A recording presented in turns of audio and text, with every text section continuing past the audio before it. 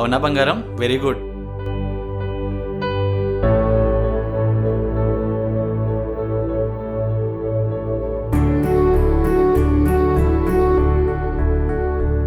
సరే పదండి, టైం అవుతుంది.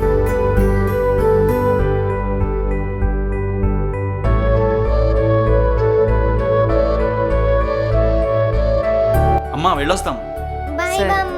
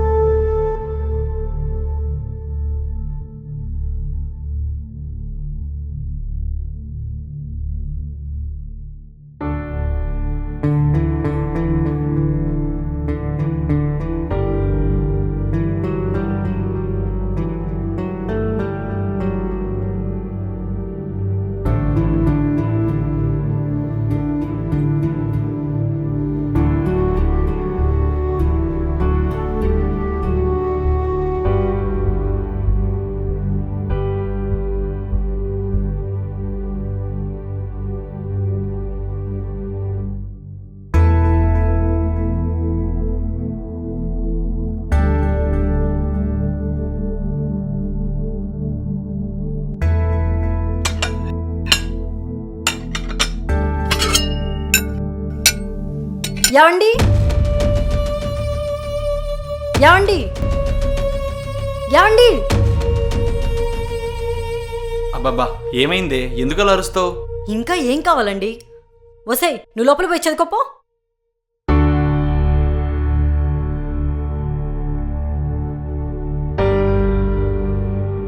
ఇంకా ఏం కావాలండి? రోజులాగే మీ అమ్మగారికి ఈరోజు కూడా నా వంటలు నచ్చలేదు. వండినవన్నీ వండినట్టు అలాగే ఉన్నాయి. రోజు పొద్దున్నే నేను లేచి కష్టపడి వంట చేయడం, ఆవిడగాడు తినకుండా పాడు చేయడం. మనకంత డబ్బులు చెట్లకు వస్తున్నాయా?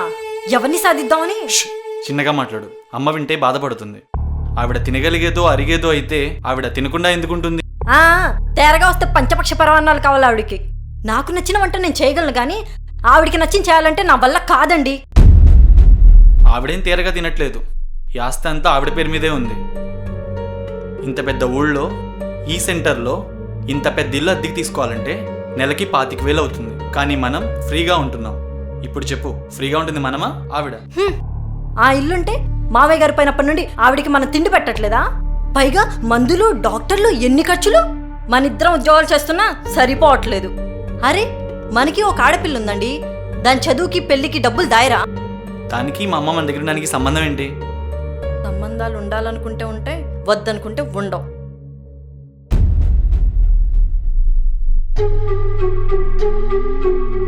ఏంటి ఫీల్ అయ్యాడా? అది కాదండి, ఒకసారి తీరిగ్గా ఆలోచించండి. ఈ ఇల్లు అమ్మితే ఇక్కడ స్థలమే 3 కోట్ల వాల్యూ చేస్తుంది. మనం ఈ పాతింట్లో ఉండడం వల్ల డబ్బు వాల్యూ తెలియట్లేదు. మనం దాన్ని అనుభవించలేకపోతున్నాం. అందుకే ఇల్లు అమ్మేద్దామండి. పెద్ద అపార్ట్మెంట్ కొనుక్కుందాం. మిగిలిన డబ్బు బ్యాంకులో వేసుకుందాం. ముందు ఈ ఆస్తిలో మీ వాటా మీద తీసేసుకోండి. ఈ ఆస్తి నా పేరు మీద లేదు. ఆవిడ తదనంతరం ఈ హక్కులన్నీ నాకు వస్తాయి.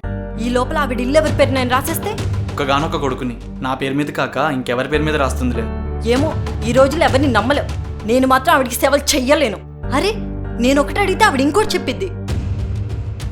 అశ్రద్ధ, మతిమరుపు, దానికి తోడు చెవుడు కూడా. ఆ వయసు అలాంటిది లేవే. మీరెప్పుడు ఇంతే. ఎంతసేపు మీ అమ్మని వెనకేసరాడమే. నా బాధలు మీకు అక్కర్లేదు. అమ్మతో తలనొప్పి అయిపోయింది.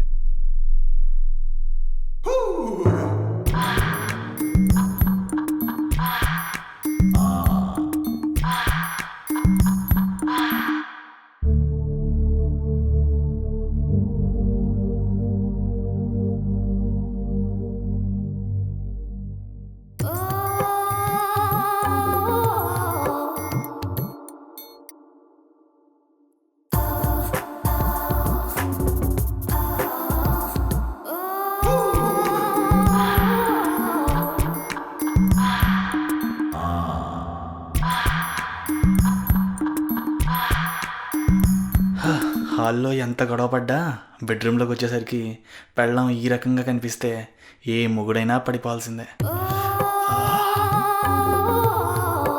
సేయ్ సేయ్, నువ్వు కోపంలో కూడా భలే ముద్దొస్తున్నావు తెలుసా? ఛీ, చేతి చిరాగ్గా ఉంది. బా, అది కాదే, నా బంగారం కాదు, నా మాట విను. మీరెన్ని కబుర్లు చెప్పినా ఈ ఇల్లమ్మెందుకు మీరు ఒప్పుకునేదాకా నన్ను ముట్టుకోవద్దు. ఛీ, మొగుడిని ఎప్పుడు ఎక్కడ ఎలా పడేయాలో మీ ఆడళ్ళకి బాగా తెలిసే. సర్లే, అమ్మగారి ఒక మాట చెప్పేసి ఇల్లు అమ్మేద్దాం, సరేనా? అవునా? అయితే మీ ఇష్టం. సిగ్గే. నేను నాయనమ్మ దగ్గర పడుకోమని చెప్పాను కదే, ఎందుకు వచ్చావు? నాకు అమ్మ దగ్గరే నిద్ర పట్టింది. కర్మరా బాబు. ఏం చేస్తాం ఇంకా.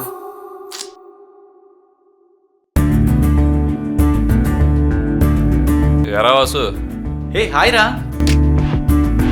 బాగున్నావా? బాగున్నాను రా, నువ్వెలా ఉన్నావు? నేను కూడా బాగానే ఉన్నారా. నువ్వేం మారలేదురా. నువ్వు కూడా పెద్దగా మారలా, కొంచెం చిక్కావు అంతే. రా కూర్చో. ఎరా ఏంటి, ఇండియాలో బాగా ఎంజాయ్ చేస్తున్నావా? ఎంజాయ్ చేయడానికి ఇదేమన్నా అమెరికానా? అక్కడ పెద్ద పెద్ద బిల్డింగులు, కార్లు, నువ్వు కూడా బాగా ఎంజాయ్ చేస్తున్నట్టున్నావు. ఏం అమెరికారా, అక్కడ రోజులు మారుతున్నాయి. బాగున్నారా అన్నయ్య గారు? బాగున్నా అమ్మా, నువ్వెలా ఉన్నావు? నేను బాగున్నా. ఓయ్ ఇట్రా, నీ పేరేంటి? రోషిత, ఏం చదువుతున్నావు? 5th class. బాగా చదువుతున్నావా? వెళ్ళి ఆడుకో. అవునరా, ఎందుకే అమ్మగారేరి? లోపల ఉంటారా. సరే పద.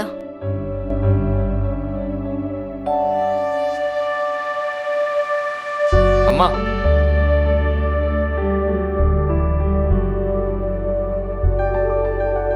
అమ్మా బాగున్నావా?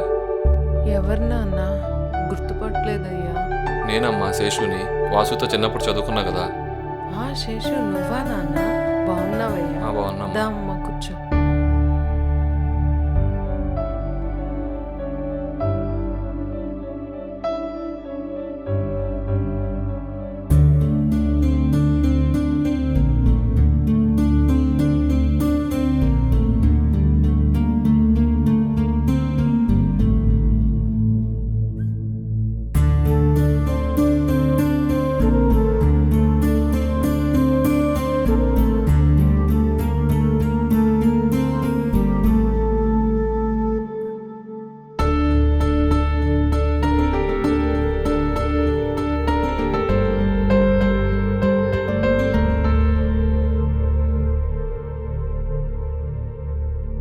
సరేరా, అయితే నేను వెళ్ళొస్తా.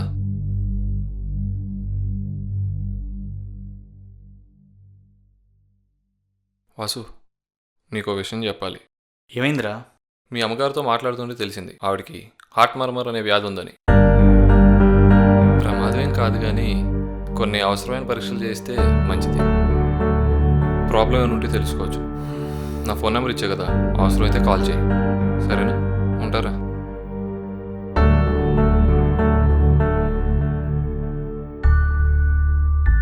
మమ్మీ ఇదేంటి? అది కూడా తెలీదా?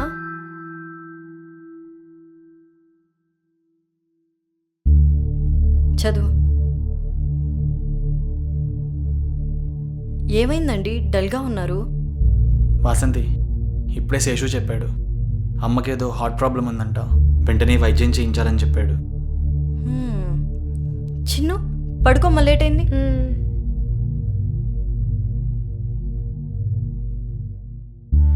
ఏమీ వద్దు. డాక్టర్లు, హాస్పిటల్ ఇవన్నీ వ్యాపారాలే. మందులని, టెస్టులని లక్షలకు లక్షలు దొబ్బుతారు. ఎంతమందిని చూడట్లేదు. పైగా మన దగ్గర లక్షలు కూడా లేవు, ఈ ఇల్లు అమ్మితే తప్ప. మరేం చేద్దాం? ఏమండి, మీరేమనుకోనంటే మీకు విషయం చెప్తా. మా ఆఫీస్లో కొలిక్ రవి ఉన్నాడని చెప్పాను కదా, తనకి తెలిసిన ఒక వృద్ధాశ్రమం ఉంది. దాని పేరు బృందావనం. అక్కడ ఇలాంటి వాళ్ళని చేర్పించి అనారోగ్యంతో ఉంటే వైద్యం కూడా చేయించి చివరిదాకా బాగా చూసుకుంటారంట. మీ అమ్మని కూడా అక్కడ చేర్పించేసేయండి. మనకు ₹1 కూడా ఖర్చు ఉండదు. మీ అమ్మ కూడా చాలా హ్యాపీగా ఉంటుంది. అన్నట్టు మర్చిపోయా, అక్కడ మీ అమ్మని చేర్పించే ముందు రిజిస్ట్రేషన్ పేపర్స్ మీద సంతకం కూడా చేయించండి. అది మాత్రం మర్చిపోవద్దు, ఓకేనా?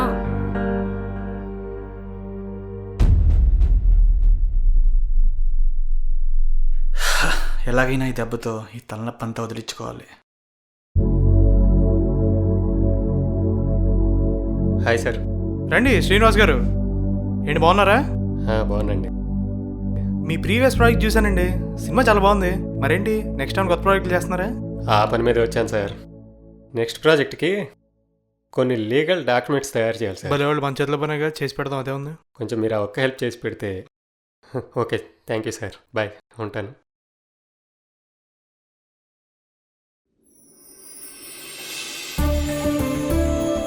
ఆయరా, రే అమెరికా, ఎప్పుడు వచ్చావు? దా కూర్చోదా.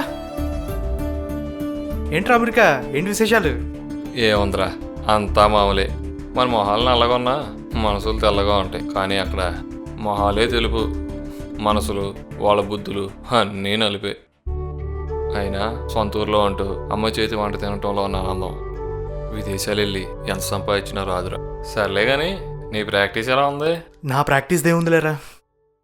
ఓట్ల కోసం కొట్టుకునే నాయకులు, ఆస్తుల కోసం కొట్టుకునే కొడుకులు, నిలువెత్తు ఎదవుతనాన్ని ఒంటి మీద బట్టలతో, మొహం మీద నవ్వులతో కప్పేస్తున్నారు. ఏంటి వాసుగాళ్ళనా? అర్థం కాల.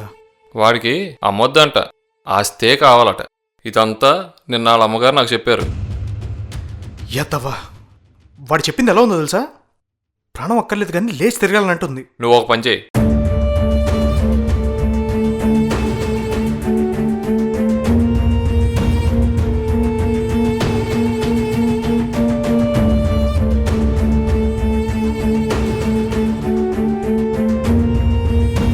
అదిరా పరిస్థితి, వాడికి ఎలా అయినా తెలియాలి. ఓకేనా? ఏమంటావు? నువ్వు వెళ్ళు. ఈ సూర్యుడి వేడికి ఆడి జ్ఞానోదయం అయిపోద్దులే. సరే రైతే మరి వెళ్ళొస్తా. సరే.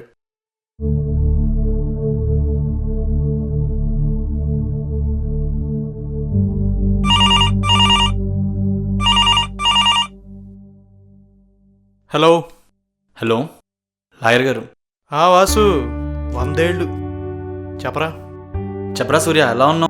బాగున్నారా, నువ్వెలా ఉన్నావు? ఏదోలా ఉన్నాలే. సర్లే కానీ ఓ చిన్న హెల్ప్ కావాలరా. ఏంట్రా? మా అమ్మ ఆస్తుని చూసావా?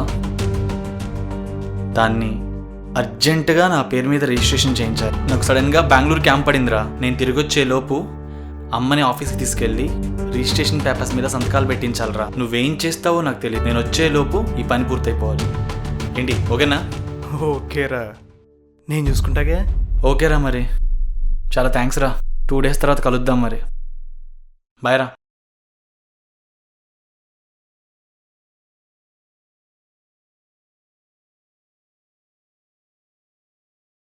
ఏమండి వచ్చేసారా? లాయర్ వచ్చాడా? లేదండి, 10 నిమిషాల్లో వస్తా అన్నాడు. ఈ పాటికి వచ్చేస్తూ ఉంటాడు. వచ్చేసారా? ఏమండి, ఏమండి, అత్తయ్య గారు పడుకున్నారా? అత్తయ్య గారు టాబ్లెట్స్ వేసుకున్నారా? ఏమైంది దీనికి? మీతో కొంచెం పనుంది, ఒకసారి రారా అత్తయ్య?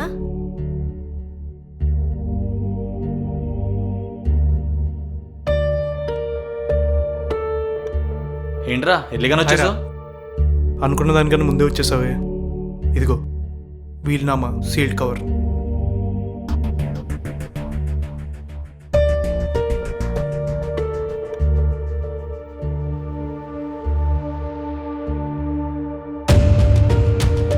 రే ఇడియట్, నేను చెప్పిందేంటి, నువ్వు చేసిందేంటి? ఇది వీలునామా, స్టేజ్ మీద డ్రామా కాదు. నువ్వేం చెప్తే అది రాయటానికి. మీ అమ్మ చాలా మంచిదిరా, అందుకే ప్రేమతో పాటు ఆస్తిని కూడా భాగాలుగా చేసింది. అందులో ఒక భాగం నీ కూతురుకి ఇమ్మంటే ఇంకో భాగం చచ్చేంత వరకు కనీసం ప్రేమగా నటిస్తే నీకిమ్మందిరా. బంగారం, మీ పాప మైనర్ కాబట్టి తను మేజర్ అయ్యేదాకా తన వంతు ఆస్తికి నన్ను శేషగిరిని ట్రస్టీలుగా ఉండమని. మధ్యలో ఈ శేషుడు ఎక్కడి నుంచి వచ్చాడు? మొత్తం వీడే చేసుంటాడు. శేషు ఎవరు లేనన్నాదైతే మీ అమ్మ అందరూ ఉన్నానాదరా. పిల్లలు దత్తత తీసుకుంటారు కదా, అలా వాడు మీ అమ్మని దత్తత తీసుకున్నాడు రా. ఏంటి, మా అమ్మని దత్త తీసుకోవాలనుకుంటున్నాడా? ఆవిడ ఆస్తంతా కొట్టేయాలనుకుంటున్నాడా ఏంటి? నీ ఆలోచనలే దేవునికి ఇచ్చిన శాపం రా. అందుకే మంచి కూడా ప్రేమను తుంచే కంచెలా కనిపిస్తుంది. నీ కూతురు నీలా కాదురా, నా దగ్గరికి వచ్చే రోజు ఏడ్చింది. బామ్మని తలుచుకొని ఏడుస్తుంటే నాకు కూడా ఏడుపు వచ్చి చెప్పాను. అబద్ధమేమీ చెప్పలేదు.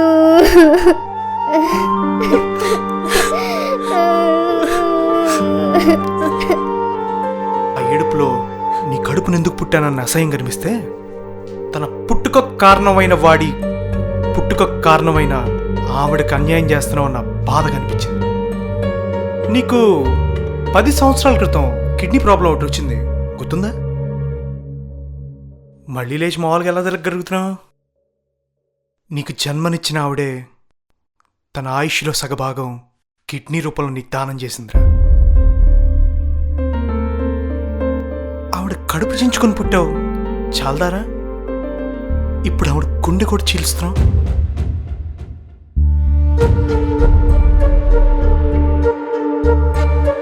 ఏంటి, మీ అమ్మని బృందావనంలో చేరుస్తావా? బృందావనం అంటే ఏంటో తెలుసారా? దేవతలు తిరిగే చోటు. ఎన్ని రోజులు మీ అమ్మ తిరుగుతున్న ఈ ఇల్లు కూడా బృందావనంలానే ఉండేదిరా. కానీ ఇప్పుడు మీ అమ్మని ఇంట్లోంచి పంపించేసావు అనుకో, ఈ ఇల్లు శ్మశానం అవుద్ది, ఆవిడ వెళ్ళే చోట బృందావనం అవుతురా.